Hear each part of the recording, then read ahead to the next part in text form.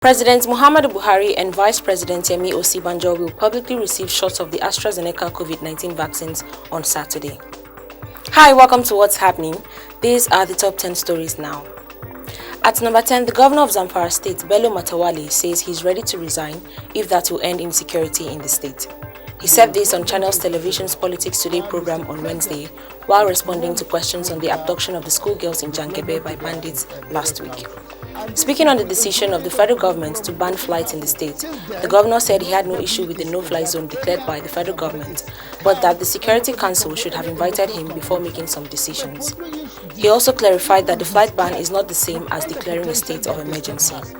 At number 9, Senator Emmanuel Ibokesien has emerged as the new national chairman of the Pan-Niger Delta Forum, PANDEF. The forum is the mouthpiece of monarchs, leaders and stakeholders of the coastal states of Niger Delta.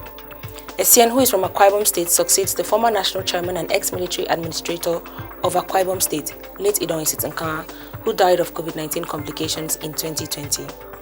The approval of his appointment was contained in a communique signed by the national leader of PANDEF, Edwin Clark, and former governor of Akwa Ibom State, Obong Victor Atta, after a meeting of the Board of Trustees on Wednesday in Abuja. At number 8, the leadership of cattle and foodstuff dealers under the aegis of Amalgamated Union of Foodstuff and Cattle Dealers of Nigeria has agreed to end the blockade of supplies to the south. The agreement was reached at an ongoing meeting with the governor of Kogi State, Yahaya Bello, in Abuja on Wednesday. Last week, the union commenced strike to protest the attack on some of their members during the NSAS protest and the recent Shasha market crisis in Ibadan, Oyo State. They had given the federal government a 7-day ultimatum to look into their demands, which included the payment of 475 billion naira as compensation for lives and properties lost, as well as protection of its members. They have, however, called off the strike. At number 7, Zamfara state government has imposed a dusk to dawn curfew on Jangebe community due to the violence that erupted shortly after the freed Jangebe schoolgirls were reunited with their families on Wednesday. The state government also shut the community market in Jangebe to stop activities that aid and abet banditry. Zamfara State Commissioner for Information Suleiman Anka said, sequel to an unfortunate civil disobedience which took place at Jangebe town after the return of the released school children, the Zamfara State government has approved the imposition of a dusk to dawn curfew at Jangebe town. The curfew took effect from Wednesday. At number 6, Pastor Bulusikura, who has been in the custody of Boko Haram for over 2 months, has been released by his abductors. Yukura was kidnapped on Christmas Eve and was scheduled for execution by the insurgents today, Thursday. The House of Representatives had on Tuesday called on the federal government to secure his release from the terrorists. However, a security source revealed the pastor was released and dropped off at the outskirts of Maiduguri, Borno State on Wednesday evening. His family members were afterwards contacted to pick him up from where he was dropped. At number 5, a soldier with the Nigerian Army of School Armor in Bauchi State has committed suicide. The soldier, identified as Bello Useni, was at his duty post at Obienu Barracks in Bauchi when he suddenly cocked his rifle and shot himself in the stomach. This incident happened around 4 p.m. on Wednesday. As at the time this report was filed, it was not clear why the soldier, who was one of those newly recruited in 2020, killed himself. His body has been deposited at the mortuary in Abubakar Tafawa Balewa Teaching Hospital, Bauchi. At number 4, Imo State House of Assembly impeached its majority leader Uche Obuagu on Thursday. Obuagu, who represents Ikeduru State constituency, was said to have been impeached by a majority vote.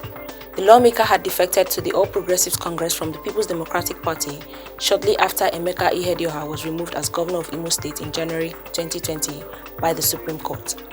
Obuagu's impeachment was announced by the Speaker of the House of Assembly, Paul Emezim. At number 3, President Muhammadu Buhari has ordered the Nigeria Immigration Service to improve surveillance and control around the country's borders. Buhari directed the service to ensure that criminals do not find Nigeria as a safe place to hide and perpetrate their criminality. In a statement by the Special Advisor to the President on Media and Publicity, Femi Adesina, Buhari gave the directive in a speech at the virtual inauguration of the NIS Technology Building on Thursday. The President was quoted as also instructing all security agencies to improve their performance in protecting lives and property. At number 2, the Deputy Speaker of Ogun State Assembly, Dare Kadiri, has been impeached for alleged gross misconduct. Kadiri, who represents Ijebu North State Constituency 2, was impeached on Thursday during plenary after about 22 lawmakers signed a petition for his removal. It was gathered that the plots to sack him thickened on Monday when an ad hoc committee was set up by Speaker Kunle Oluomo to investigate the allegations against Kadiri. Finally, at number 1, President Muhammadu Buhari and Vice President Yemi Osibanjo will publicly receive shots of the AstraZeneca Oxford COVID-19 vaccines on Saturday. This was confirmed by the Executive Director, National Primary Healthcare Development Agency, Faisal Shuaib, at a State House briefing in Abuja on Thursday. He said the exercise will boost the confidence of Nigerians to receive the vaccines shipped into the country this week.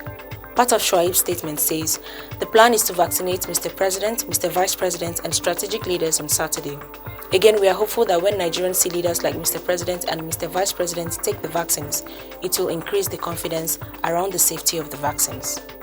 Always remember to wear your mask, wash your hands and stay safe. That's all for today. See you next time on What's Happening.